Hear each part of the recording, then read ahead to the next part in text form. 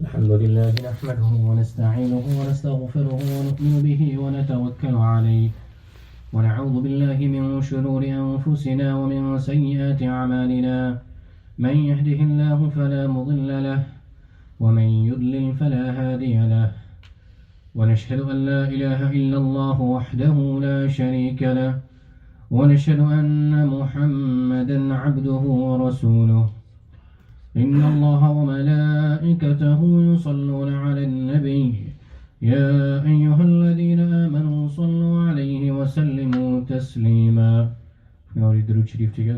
اللهم صل على محمد وعلى آل محمد كما صليت على إبراهيم وعلى آل إبراهيم إنك حميد مجيد.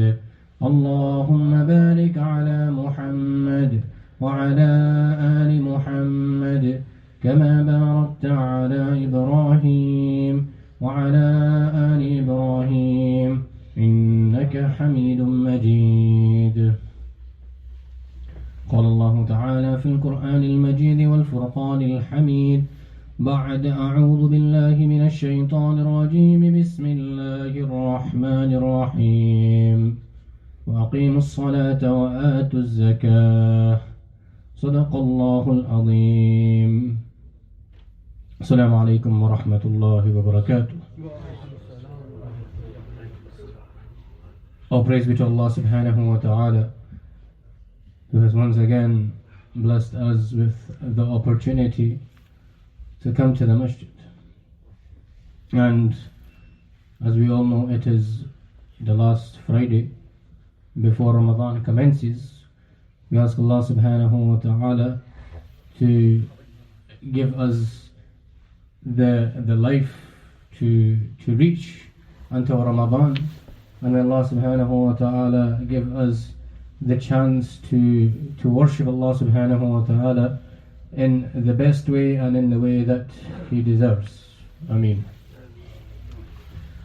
When the month of Ramadan comes, it is usually the time when the majority of people who are eligible to pay their zakah, they pay their zakah. And it is a very important topic to speak about, as it is one of the 5 pillars of Islam. بني الإسلام على 5 شهادة أن لا إله إلا الله وأن محمد رسول الله وإقام الصلاة وإيتاء الزكاة والحج وصوم رمضان. The foundations of our deen are these 5 pillars, and the best way to understand is by looking at a building. A building is built on foundations. If the foundations are strong, the building will stay up. If the foundations are not strong, when the wind comes, like we see out there, the tent is always flying away, is because the foundations are not strong. So the same way, if our foundations, our 5 main pillars of Islam, if we do not have them fully knocked into the ground, then our iman will not be completely fulfilled. And this is the importance of speaking about these 5 pillars and knowing about exactly what each of them asks from us.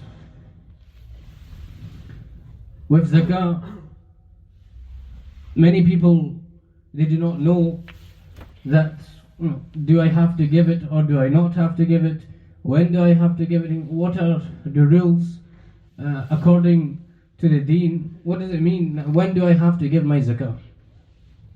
But first of all is reaching the nisab.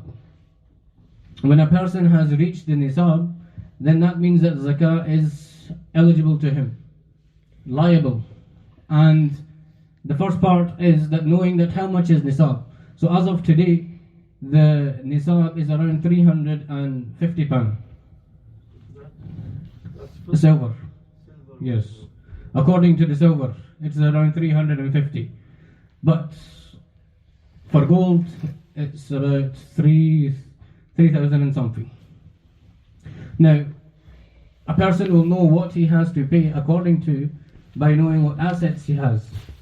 And the assets that he has, now there are so many different categories and so many things that he can go into, and we will go through the whole list of things which are deemed as assets and can be paid zakat. Zakat can be paid on it and should be paid on it. So the first thing is gold or silver. It doesn't matter if it's for personal use or it is for anything at all. Whatever gold or silver a person has, the zakat has to be paid on it. And it doesn't matter whatever purpose that person has been keeping it for. So zakat has to be paid on either gold or silver, or both of them. Now, the next thing is any savings that a person has. Any savings that a person has in his possession, zakat will have to be given on that as well. After that, cash that a person has in his account. So of course, it's this all. So we put it into a situation that a person has reached the £356. So once he has that in his bank account, so it all goes according to the lunar year. So it has to be through when, from, this is why people choose the month of Ramadan, because it has to be according to the Islamic calendar. So when a person, so for example, many times people will pick, first of Ramadan or one of the days. So whenever the first of Ramadan comes, then he will look at all of the assets that he has and he will total them up. Once they have been totaled up, he will take away any of expenses that he has, any debt that he has, anything that he owes to anybody, any payments that he has to give. So after minusing all of that, if his assets are more than his expenses, then whatever is left on that, he will pay 2.5% of that. And this is how a person works out exactly what he has to pay for zakat. Now, when finding out the amount of that, so a person has a few choices.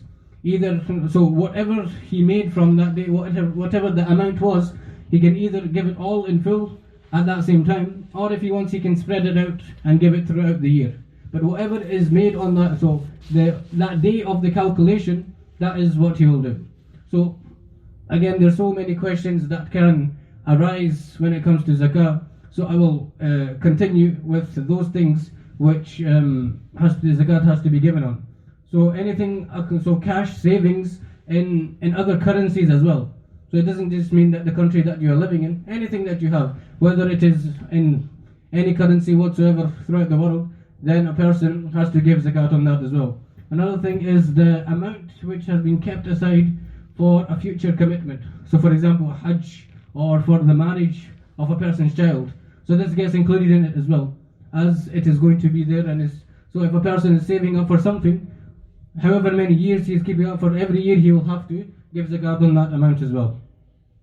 Anything which is, any amounts which has been owed to you. So if a person has, someone owes him money, so he should add that onto his amount as well. Now there are many branches which come from this as well. Sometimes a person, he gave his money to give someone to borrow, but he doesn't know if he's ever going to get it back. So there's that as well. The person may have got into some kind of difficulties. So now he has a choice. Either he can add it on every single year, or he can wait until he gets the money back. But if he's going to wait, then he is going to have to count every single year that he didn't give it. So that's why it's best to always just add it on. Otherwise, you will get lost and it will be very difficult. So don't even take that choice. The best is every single year, just add on whatever it is that owed. At the end of the day, the zakah that we give, it is, we say it is our wealth, but the rizq comes from Allah subhanahu wa ta'ala. And whatever is a person is meant to receive, whatever a person is meant to get, Allah subhanahu wa ta'ala will grant it to that person. Allah subhanahu wa ta'ala will put barakah in the wealth of the person as well when he gives the zakah. If we look at the lugwi meaning of zakah, it is to purify the wealth of a person. Many a times people have the mindset that I'm working my whole life, I'm working throughout the whole year, and I'm earning this it's because of my hard work. So why should I give it? And so I give out in charity to all the time. I give towards the masjid, I give this and I give that. But this is one of the fara'id of our deen. This is something which is compulsory for those who have to give it. And it is not a choice that, if I feel like it, I'll give it, if not. So there is a difference between zakat and sadaqah as well. That zakat is compulsory and sadaqah is optional. If you want to give it, you can give it. So it is another test from Allah subhanahu wa ta'ala. The rizq that you have been given, are you able to give out in the path of Allah subhanahu wa ta'ala as well? So this is also very important. The next thing is any amount given as an advance payment for an item that you have not yet acquired. So there's many different things which a person can give towards, and if we go into detail, we will probably be here until Asr Salah, and everybody will get very confused. So the main thing is that if our assets are more than our expenses and our liabilities, if we have more assets, then at the end of the day, after that lunar year has passed, we should give 2.5% zakat on that. If anybody wants to go into more detail, then I am more than happy to sit down with you and go through everything. So another thing which is very important is anything which we have which is of constant use. So for example, our houses, our cars, all of these things, there is no zakat on that. It's only something which you're going to make profit from it, or something from a business. So from a business point of view, everything which is in the store, that has to be added on. So the inventory of the store, everything that a person has in stock, that has to all be counted, and the zakat will be given from that. So there are all many different things. And the next part is, who do we give our zakat to? Which is a very important thing. That zakat can only be given to Muslims. It cannot be given to all these other charities that we have. And the most important part is the giving of the zakat to the Muslim and making him the malik, making him the owner. Many a times what happens is people, they give the zakat to the masjid, whereas zakat cannot be given to the masjid. It has to be, the zakat has to be given to a person. When zakat is given to the masjid, it is just it is there for the public. But when it is given to a person, he is made the malik, he is made the owner, and it is up to him what he does with it. We can't say to this person, I am giving you the zakat, so go and do this with it. Go and give it towards here or there. So zakat can only be given to those people who are in need, those people who need the help. And again, the masala comes here as well, that many a times people, they do not want to be told, or they don't want to be known that zakat can be given to them. So if we do a research and we find out that such a person can be given zakat, then we should give it to him, without it, because you don't want to embarrass them as well. So you just give it to them in a nice way and say that this is for you. But the responsibility will be on that person to make sure that he can be given zakat. If that person cannot be given zakat and you have given the zakat, that zakat will not be accepted. So this is very important, that a person makes sure that he does his research and he makes sure that it is given to the right people. Of course, it is a very long topic and so much more can be said about it. But inshallah, if anybody does have any questions, then feel free to come to me and ask, or we will continue with this topic and go into more details as well. Allah subhanahu wa ta'ala give us the tawfiq to act upon these things. Ameen wa akhiru da'wana alhamdulillahi rabbil alameen.